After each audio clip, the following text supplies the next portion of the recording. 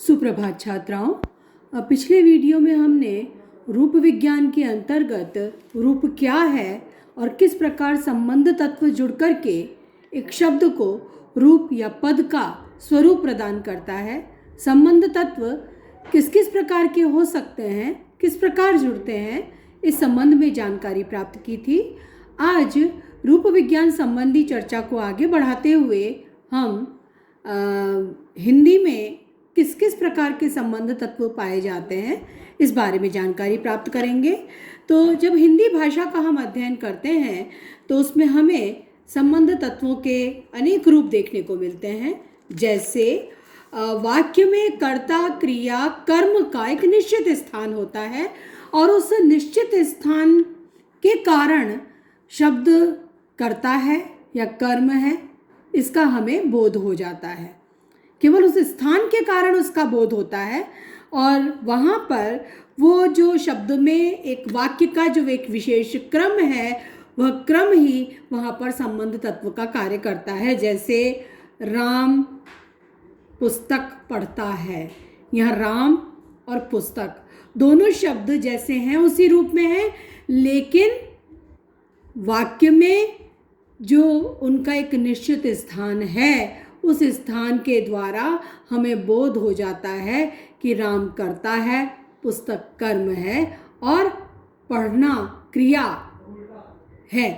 तो ये जो वाक्य में शब्दों का निश्चित क्रम है, उस निश्चित क्रम के द्वारा भी संबंध तत्व आता है और शब्द है वह एक पद बन जाता है, यानी वाक्य में उस शब्द के संबंध स्थापित होते हैं या संबंध प्रकट होते हैं। दूसरा जो प्रकार हिंदी में संबंध तत्व का पाया जाता है वह है बातचीत करते समय स्वराघात के कारण उस संबंध तत्व का बोध होना। जैसे कुछ बात कही जाती, काकू वक्रोक्ति आप लोगों ने पढ़ा है पहले, जब अलंकारों की हम बात करते हैं तो उसके अंतर्गत वक्रोक्ति के अंतर्गत काकू वक्रोक्ति, जिसमें कंठ ध्वनि के द्वारा एक अलग अर्थ का बोध होता है। ठीक है, तो काकू वक्रोक्ति के प्रकार का ही है यह कि बात करते समय स्वराघात या बलाघात के द्वारा संबंध तत्व आना या किसी भी शब्द का रूप बनना और उस रूप का एक अलग बोध होना। जैसे एक सामान्य सा वाक्य है, मैं जा रहा हूँ। अब मैं जा रहा हूँ एक सामान्य रूप में भी कहा जा सकता है और मैं जा रहा हूँ इस रूप में भी कहा जा सकता है, तो भाव अलग अलग हो जाते हैं। वो बलाघात के द्वारा हम उस संबंध तत्व का बोध कर पाते हैं। कहीं कहीं पर अपूर्ण संयोग भी मिलता है। अपूर्ण संयोग जैसे ऐसा संयोग जिसमें जो संबंध तत्व जुड़ा है वो अलग से प्रतीत हो जाता है, दिखाई दे जाता है। जैसे बालकों, बालक का बहुवचन बालकों किया गया, बालक प्लस ओ, चावलों चावल ओ, तो ये अपूर्ण संयोग है। इस प्रकार से स्वर व्यंजन के परिवर्तन द्वारा भी तत्वों का पूर्ण संयोग, जिसे अलग अलग करना मुश्किल या असंभव है। ये तो अपूर्ण संयोग है जिसमें हम अलग अलग करके देख सकते हैं संबंध तत्व को, लेकिन स्वर व्यंजन के परिवर्तन द्वारा भी संबंध तत्व होता है और वहाँ पर पूर्ण संयोग होता है जिसे हम अलग नहीं कर सकते। जैसे कर है ना, कर शब्द है एक और कर से बना किया, उसका भूतकाल बन गया किया। तो यहाँ पर आप देखिए स्वर और व्यंजन दोनों का परिवर्तन है। क में ई का संयोग स्वर आ गया और र के स्थान पर या व्यंजन का परिवर्तन भी हो गया है, और कर से जो किया शब्द बनता है इसमें पूर्ण संयोग है, हम इन्हें अलग करके नहीं देख सकते। और स्वर और व्यंजन के परिवर्तन द्वारा इसमें संबंध तत्व का प्रवेश हुआ है या संबंध तत्व आ गया है। इसी प्रकार जा शब्द है, उससे गया, तो यहाँ पर भी आप देख लीजिए व्यंजन में परिवर्तन है और उसके द्वारा इसका भूतकालिक रूप बन गया है। तो ये हिंदी में संबंध तत्व के जो प्रकार, जो रूप हमें दिखाई देते हैं सामान्यतः, उनके बारे में हमने जानकारी प्राप्त की। अब हम देखते हैं संबंध तत्व के कार्य क्या होते हैं। तो जो अब तक हमने अध्ययन किया है उसमें बहुत कुछ स्पष्ट हो रहा है कि संबंध तत्व क्या कार्य करता है। शब्द का वाक्य में संबंध स्थापित करता है, शब्द में जो अर्थ है या प्रकृति है उसमें संबंध तत्व जुड़ करके उसका वाक्य में संबंध स्थापित करता है, प्रकट करता है। तो अब वो शब्द कर्ता है, कर्म है, किस काल की क्रिया है, कौन सा लिंग है, कौन सा पुरुष है, कौन सा वचन है, इन सब के बारे में हमें जानकारी इसके द्वारा प्राप्त होती है, संबंध तत्व के कारण प्राप्त होती है। तो संबंध तत्व के द्वारा हमें काल, लिंग, पुरुष, वचन और कारक आदि के बारे में बोध होता है। सबसे पहले हम देखते हैं काल। वर्तमान, भूत और भविष्य 3 भेद होते हैं काल के, और इन कालों की क्रियाओं में पूर्णता, अपूर्णता, भाव या अर्थ आदि के आधार पर सामान्य, वर्तमान, अपूर्ण वर्तमान आदि बहुत से भेद किए जा सकते हैं। हम संबंध तत्व के इतने प्रकार देख चुके हैं। तो पूर्ण संबंध तत्व, अपूर्ण संबंध तत्व, पूर्ण वर्तमान, अपूर्ण वर्तमान, पूर्ण भूतकाल, अपूर्ण भूतकाल, अनेक भेद हम इसके कर सकते हैं। लेकिन काल के जो 3 भेद हैं, वर्तमान, भूत और भविष्य, ये तीनों का बोध हम इस संबंध तत्व के माध्यम से कर पाते हैं। अब कई बार तो क्या किया जाता है कि जैसे स्वतंत्र शब्द जोड़कर इस संबंध तत्व का काम चलाते हैं। जैसे अंग्रेजी में आई शैल गो में शैल शब्द जुड़ा, गो क्रिया है, आई शैल गो में शैल जोड़ करके काम किया। इसी प्रकार से ईडी जोड़कर वॉक्ड, ईडी जोड़कर भूतकालिक कर दिया जाता है। तो ये संबंध तत्व का कार्य इसके द्वारा होता है। इसी प्रकार से हिंदी में जा से गया बना, ये जा से गया ऊपर हम अभी बात कर चुके हैं। तो ये भी एक प्रकार से पूर्ण संयोग है संबंध तत्व का, और इसमें जो व्यंजन है उसमें परिवर्तन के द्वारा भूतकाल बनाया गया है। तो ये काल का बोध इस संबंध तत्व के द्वारा हमें हो पाता है। जब संबंध तत्व जुड़ता है तभी पता लगता है कि ये शब्द कौन से काल का है, ये क्रिया कौन से काल का बोध करवा रही है। इसी प्रकार से हम और उदाहरण ले सकते हैं। कई बार अंग्रेजी में भी हम देखते हैं कि शब्द ही पूरी तरह बदल दिया जाता है, नया शब्द ले आते हैं उसके लिए। जैसे गो वर्तमान काल में और वेंट भूतकाल में। तो इस प्रकार से गो, वेंट, गॉन, तो ये 3 अलग अलग ही शब्द हैं बिल्कुल। तो इसमें भी इसके द्वारा, अलग शब्द के द्वारा भी संबंध तत्व का निर्वाह अनेक बार होता है। इसी प्रकार लिंग का बोध भी संबंध तत्व के द्वारा होता है। जैसे प्राकृतिक रूप से तो लिंग 2 प्रकार के माने गए, स्त्रीलिंग और पुल्लिंग, और बेजान चीज़ों के लिए नपुंसक लिंग भी होता है। संस्कृत में हमें नपुंसक लिंग मिलता है, लेकिन हिंदी में स्त्रीलिंग और पुल्लिंग 2 ही लिंग माने गए हैं। तो उसमें हम देखते हैं कि जैसे मक्खी, चींटी, चिड़िया, लोमड़ी, छिपकली, ये स्त्रीलिंग में प्रयुक्त होते हैं, और इनमें पुल्लिंग भी होते हैं, लेकिन इन शब्दों का प्रयोग स्त्रीलिंग रूप में होता है। इसी प्रकार से बिच्छू शब्द है, बहुत से और भी शब्द हैं, उनका प्रयोग पुल्लिंग रूप में ही होता है, जबकि मादा बिच्छू भी हुआ करती हैं। ठीक है, तो ये कुछ शब्द ही इस प्रकार के होते हैं जो स्वाभाविक रूप से भाषा में स्त्रीलिंग या पुल्लिंग रूप में प्रयुक्त हुआ करते हैं। अब ये लिंग का बोध कैसे संबंध तत्व जुड़ता है और शब्दों में कौन सा लिंग है इस शब्द में, कौन से लिंग का यह शब्द है, इसका बोध हमें हो पाता है।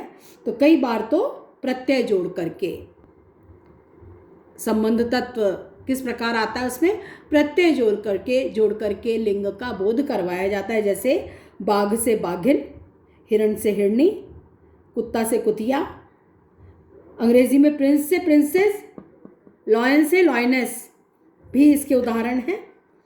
और संस्कृत में सुंदर से सुंदरी शब्द बनता है, वो भी प्रत्यय जोड़ करके लिंग का बोध करवाना ये एक रूप है। इसी प्रकार स्वतंत्र शब्द साथ में रखकर भी कई बार लिंग का बोध करवाया जाता है, जैसे ही गोट और शी गोट, बकरा और बकरी के लिए अंग्रेजी में शी गोट यानी बकरी, ही गोट यानी बकरा। तो ही और शी स्वतंत्र शब्द लगा करके उसके लिंग का बोध करवाया गया है। तो इस प्रकार से, और कई बार एक बिल्कुल अलग शब्द होता है, पुल्लिंग में अलग शब्द है, स्त्रीलिंग में बिल्कुल अलग शब्द होगा, जैसे बॉय गर्ल बिल्कुल अलग अलग शब्द हैं। तो अंग्रेजी में ऐसे प्रयोग भी हमें मिल जाते हैं। स्त्री और पुरुष अलग अलग प्रकार के शब्द हैं। बॉय गर्ल ये अलग अलग हैं। वर वधू, माता पिता, राजा रानी, भाई बहन, ये बिल्कुल अलग अलग शब्द हैं और उनके द्वारा भी इस संबंध तत्व का निर्वाह होता है, लिंग का बोध करवाया जाता है। अगला आता है पुरुष। कौन सा पुरुष है इसका पता भी हमें इस संबंध तत्व द्वारा ही चलता है, यानी वाक्य में कोई शब्द आ रहा है वो कौन सा पुरुष है यह हमें संबंध तत्व द्वारा पता चलता है। तो पुरुष 3 प्रकार के होते हैं, उत्तम पुरुष, मध्यम पुरुष और अन्य पुरुष। तो और पुरुष के आधार पर क्रिया के रूपों में भी परिवर्तन होता है, पर यह बात संसार की सभी भाषाओं में नहीं पाई जाती। संस्कृत, हिंदी, अंग्रेजी आदि में यह है तो चीनी में नहीं भी है। पुरुष के आधार पर क्रिया के रूपों में परिवर्तन करने के लिए कभी तो कुछ स्वरों, व्यंजनों या अक्षरों के बदलने से काम चल जाता है, जैसे हिंदी में मैं आऊँगा, तू जाएगा, जावेगा, और कभी कभी विभक्ति परिवर्तन भी करना पड़ता है। तो क्रिया के रूप में परिवर्तन से पता चल जाता है कि कौन सा पुरुष है, उत्तम पुरुष है, मध्यम पुरुष है या अन्य पुरुष है। और जैसे हिंदी में उदाहरण हमने दिया कि मैं जाऊंगा, तू जाएगा, तो यहाँ पर क्रिया का रूप जावेगा या जाएगा, जाऊंगा जो है वह बता देता है कौन सा पुरुष है।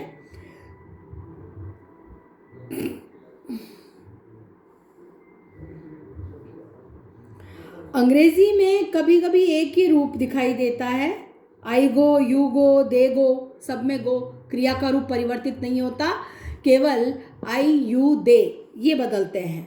तो नए शब्द रखकर भी बताया जाता है। कभी प्रत्यय जोड़कर आई गो, ही गोज, इससे भी काम चलाते हैं। तो ये पुरुष कौन सा है इसका पता हमें इस संबंध तत्व द्वारा चल पाता है। वचन, वचन एक वचन और बहुवचन होते हैं। संस्कृत में एक वचन, द्विवचन, बहुवचन, 3 वचन होते हैं। हिंदी में एक वचन और बहुवचन मिलते हैं। और भाषाओं में एक वचन और द्विवचन का पता भी हमें संबंध तत्व के माध्यम से चल पाता है। तो वचन को व्यक्त करने के लिए प्रायः एक वचन के रूप में प्रत्यय, हिंदी में औ या यों प्रत्यय जुड़ता है, और अंग्रेजी में ई या यस ये प्रत्यय जुड़ता है, या एस जुड़ता है। संस्कृत में ओ, जस आदि प्रत्यय जुड़ते हैं। अपवाद स्वरूप समूहवाची स्वतंत्र गण तथा लोग आदि भी जोड़ते हैं, लोग भी जोड़ देते हैं, ठीक है। वे लोग, हम लोग, है ना। तो बहुवचन के लिए लोग शब्द जोड़कर भी बनाया जाता है कई बार, तो वहाँ लोग संबंध तत्व का कार्य करता है। और इसी तरह से वचन व्यक्त करने के लिए प्रत्यय जोड़ा जाता है, ए या ओ या यों, लड़की, लड़कियाँ, महिला, महिलाएं, लड़का, लड़के, ये एक वचन से बहुवचन, तो प्रत्यय जोड़कर बनाया गया है। इस प्रकार के उदाहरण हमें मिलते हैं। और इसके अतिरिक्त संज्ञा और सर्वनाम के कारण कर्ता, कर्म, करण, संप्रदान, अपादान, संबंध, अधिकरण, संबोधन, रूप क्रिया के विभिन्न वाक्यों, कर्तृ, कर्म, भाव या अर्थों या भावों के रूप, संस्कृत धातुओं के रूप तथा क्रिया के प्रेरणात्मक, पढ़ना से पढ़वाना आदि रूपों के लिए भी भाषा में संबंध तत्व का सहारा लेना पड़ता है। इसी तरह से संज्ञा से क्रिया, हाथ से हथियाना, क्रिया से संज्ञा, मार से मार, संज्ञा से विशेषण, अनुकरण से अनुकरणीय, विशेषण से संज्ञा, सुंदर से सुंदरता, संज्ञा या विशेषण से क्रिया विशेषण, तेजी या तेज से तेजी से। तो ये अलग अलग रूप शब्दों के निर्मित होते हैं, बनते हैं। अनेक बार शब्दों का रूप बदलकर उनमें प्रत्यय जोड़कर अनेक तरीके से बनाए जाते हैं। तो ये सब कार्य संबंध तत्व द्वारा वाक्यों में संपन्न हुआ करते हैं। तो यहाँ हमने रूप क्या है, रूप विज्ञान क्या है, रूप क्या है और संबंध तत्व किस प्रकार से जुड़ करके शब्द को रूप में परिवर्तित करता है, संबंध तत्व क्या क्या कार्य करता है, हिंदी में कौन से किस प्रकार के संबंध तत्व पाए जाते हैं, इस संबंध में हमने जानकारी प्राप्त की। अब इसके आगे अगले वीडियो में हम ये रूप भी परिवर्तित होता है तो कैसे होता है, किस किस रूप में होता है और किस कारण होता है, इस बारे में विस्तार से जानकारी प्राप्त करेंगे।